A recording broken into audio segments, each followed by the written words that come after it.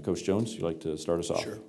Well, first of all, again, I'd like to thank Jim McVane, the Tampa Bay Bowl Association, hospitality, professionalism. Bruce Poley has done a tremendous job. The Highway Patrol, everyone involved with the bowl game, it's been outstanding. So on behalf of the University of Tennessee, I'd like to say thank you. Also, Larry Marfis, the Director of Athletics at the University of Tampa, who's a very good friend of mine, for their hospitality. The facilities have been first class. The accommodations, couldn't ask for more. Chamber of Commerce weather, maybe a little too hot, but who's to complain? But I think we've had a very, very good week of preparation. Great challenge ahead of us. I think we all know the respect that I have for Pat and his football program. They do everything first class in everything that they do. Tough, physical. When you look at the discipline of their football team with penalties, the way they execute, just very, very impressed. And when you go along, when you're breaking down an opponent, the more film you watch, it's always, they either get better and better and better, or you feel more confident. And they continue to get better and better and better when you watch them on video, and that's a testament to his football team. So we've had a good week of preparation, but as we all know, now it comes down to execution and making plays on game day. Both coaches' philosophies may be different, but from what I'm hearing going into this game, the approach is probably the same. Physical, take care of the football type of thing will eventually, I guess, determine who comes out on top. I think you always take, when you go to a bowl game, is you take a first game approach. It's kind of the game of the unknowns. Obviously you have time to prepare and different nuances, but at the end of the day, it gets back to doing what you do and executing. But if you look at the bowl trends each and every year, it's about tackling. It's about taking care of the football, winning situational football, special teams. All that really goes into the elements of playing winning football. And, Pat said a word that he's exactly right with clean football. As a coach, you want a clean football game. You don't want pre-snap penalties. You don't want turnovers. You don't want missed assignments, all those things that are execution-based. A lot of times you can learn much more from losses. Those are all learning opportunities. You learn through adversity. Sometimes when you win, things are swept under the table.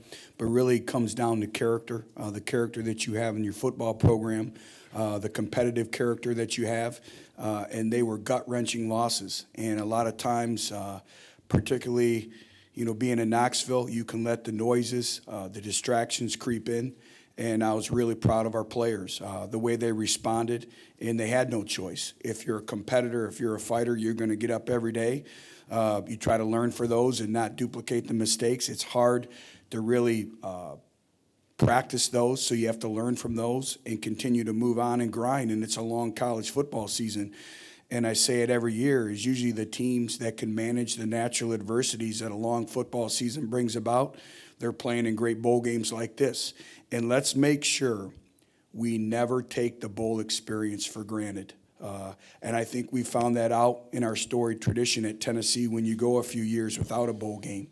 And what it does for our players, it's all about our players, but also for our communities and our fan bases and our players' families, opportunities to see, this part of the country to be involved in stuff like this. It's very, very big, and you never take these weeks, you never take these experiences for granted. So I'm just proud of the way our players responded. They were gut-wrenching losses, but we stayed the course, we stayed together, and both teams are on a 5-game winning streak, and I think it's a credit to leadership on both teams. Curtailing the return game. Yeah. Coach, Tennessee has done a terrific job this season with returns. Guys, talk about that in that matchup on Friday. Well, they you look at both programs, and again, a lot of similarities in philosophies, and a lot of times it starts, with special teams. Special teams is a way to impact the game. It's a way to impact field position. They've been outstanding, on special teams as well. And, we have to do a great job of defending all, areas of kicks. Wherever they're at, and just, again, it comes down, that's what makes special teams great. It's one-on-one matchups. It's one-on-one battles, and it's individuals owning their responsibilities, and, we put a lot of emphasis on it, but it's a way to impact the game. It's a way to change field position, and we knew starting the season that special teams would, have to impact the game for us, being young in a number of areas. So, proud of our players, the way they bought in, but every week is a new challenge, and I think this will be the biggest challenge to date in terms of special teams from Northwestern. How did that come about? What was his message, and how did the team kind of react to him?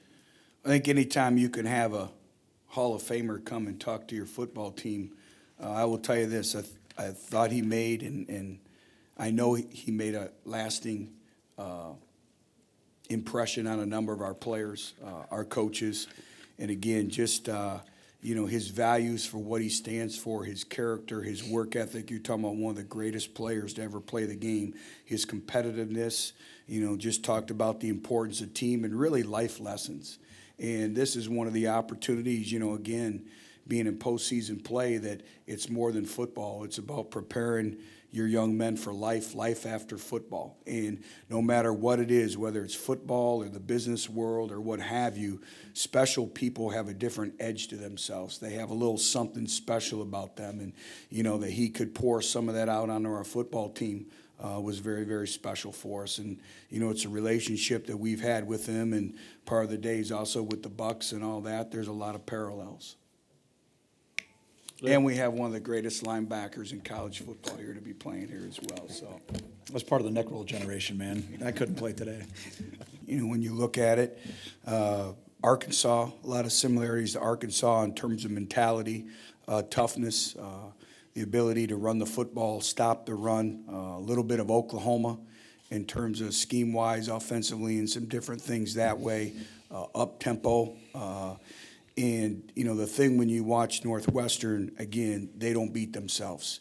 They force you into making mistakes. And they're very, very sound and very solid in what they do, and they force you to execute. And it gets back to that philosophy is that, we believe we're going to out-execute you. We're going to do what we do, and we're going to own what we do. We're not going to dibble and dabble, and we'll have wrinkles, but we're going to take great pride in the fundamentals and the small details. And I think in today's world, everyone says, oh, you made these miracle halftime adjustments. And that's the biggest question everybody says, is it not, Pat? What adjustments did you make at halftime? Usually your halftime adjustments are you executed. Right. You fit your gaps. You caught the football. You took care of the football.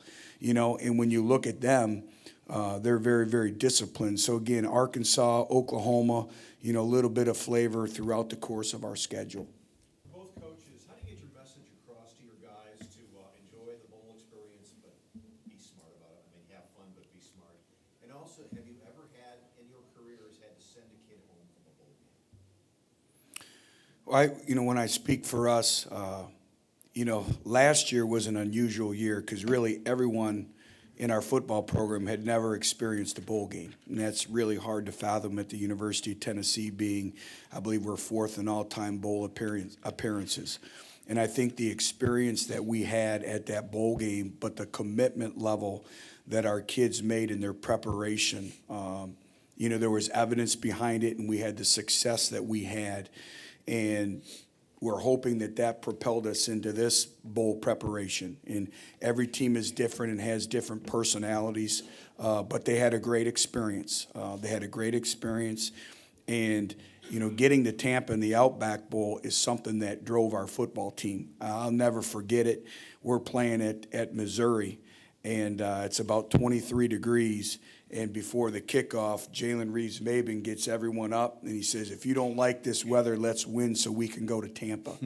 And, it kind of drove our football team. So you have to rely on your leadership. Your message of consistency is all the time, and you do. You want them to enjoy the bowl experience. You want them, but it's a balancing act, and you rely on your seniors. You rely on your individuals. For us, I would say about half of our football team has never been to a bowl game. So, again, it's new things that you have to reteach them. But our players have done a good job to date of managing, enjoying themselves, but also when it's time to work, get your work in and enjoy that part of it. Brian Randolph's bowling technique, first off, and second, how important has his personality been to kind of fabric of First of all, not a lot of bowling skills, but that's kind of Brian's personality coming out. And he's been one of those seniors that's really played his best football this year. He's been very stable for us. He's provided stability for us, not just in the back end of our defense, but in our football program. And very proud of him, the way he stepped up and he's been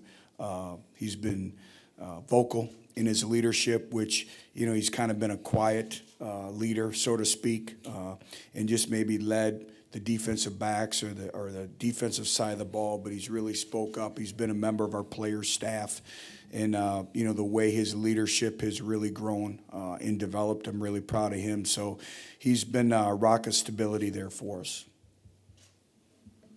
One more question here. Leo? Both coaches, when I talked to my two guys who have seen you play the most, I said, how do you think this game's going to go? They have one word, slobber knocker.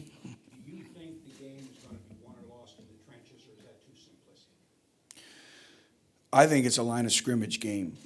Pat just alluded to a 6-inch war, and he's exactly right. And, I think I don't want to speak for him, but I think I know him well enough, and he knows me well enough, that our philosophies parallel each other in terms of, you win up front. It's a physical football game. That's what football is. Football still comes down to blocking and tackling and executing. And, their front seven is outstanding. Their back end is outstanding. They're going to run the football, at us. So, again, it's going to be one of those games. And, there's so much that goes into it from a toughness standpoint, not just mentally, but physically as well.